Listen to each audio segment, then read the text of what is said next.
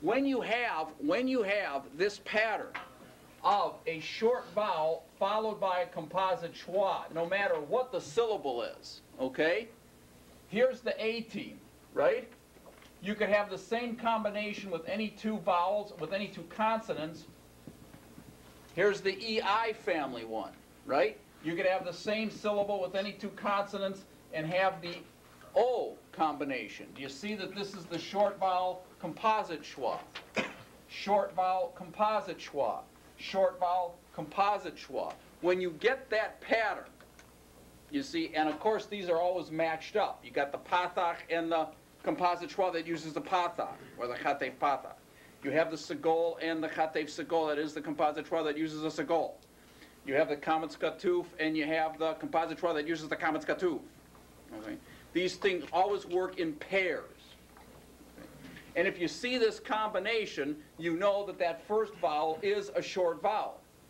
Now that's obvious here because the pathach can only be a short vowel. That's obvious here because the segol can only be a short vowel. That's not obvious here because just this mark could be a kametz. Except that when you see it in this combination, you know it's going to be a short vowel. Do you follow me? Hence, you know that this has got to be a short vowel. It's not an open syllable. It's actually functioning as a closed syllable, even though this is a composite schwa. That's what's a little flaky about this. And therefore is a kametz katuf. That was all a way of telling you that you can be certain by looking at this combination that this vowel is, in fact, a kametz katuf and not a kametz. Okay?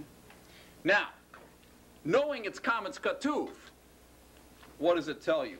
Now let's insert what we have here, that is to say a pattern in which the first root letter is preceded by a hey.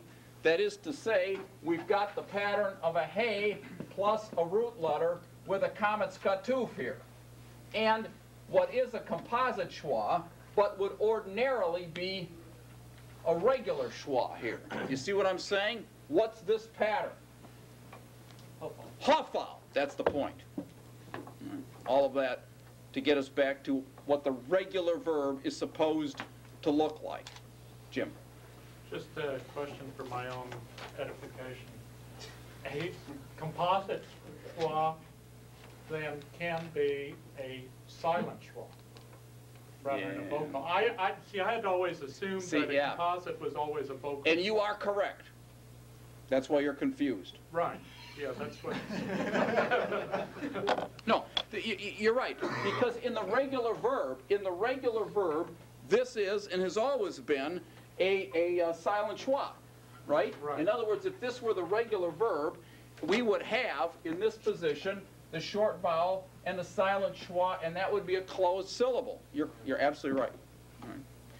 And I never really brought it up because I knew you would be confused, because this kind of goes against the rule. But any time we've had a guttural in that position, and we've seen this before, right? We've seen this before. And I said, well, the gutturals take a composite schwa, all right? You could have asked me a month ago, wait a minute. Right. That's a silent schwa. And you can have a silent schwa under a guttural. Except here it doesn't. This is what drives the grammarians nuts, okay? All grammars leak. Famous dictum of grammarians, all right? So this stuff always sort of doesn't work out real well. And here's an example of that. But functionally, and that's my point, functionally, that was my point here, all of these technically sort of function as closed syllables with a short vowel and what should be a silent schwa, but in this case is a composite schwa substituting for a silent schwa even though it shouldn't. Does that make any sense at all? I mean, the fact that it's confusing should make sense to you. Right? Because it doesn't make sense. Well, let's say it one more time, please. No, Tim, I'm not going to say all that one more time. I'm getting a headache already. The composite can be silent. No. No. So it's all, if you Well, I'll tell you. If I were counting syllables, all right, I would count all of these as one syllable. Why? Because by the regular verb, this pattern should be a short vowel schwa closed one syllable. Why this is functioning as a composite schwa, I don't know. That's kind of the gray area here that's going against what would be a complete airtight grammatical rule that never has exceptions. When it is, it's vocalized. Well, see, I don't know how to pronounce this. All right? See, my guess is the Masoretes heard some kind of a vowel sound here, or they would have put a silent schwa, right?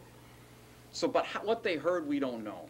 Okay? So functionally, it's a closed syllable. In pronunciation, they probably heard something. All right? And again, that's kind of the conundrum.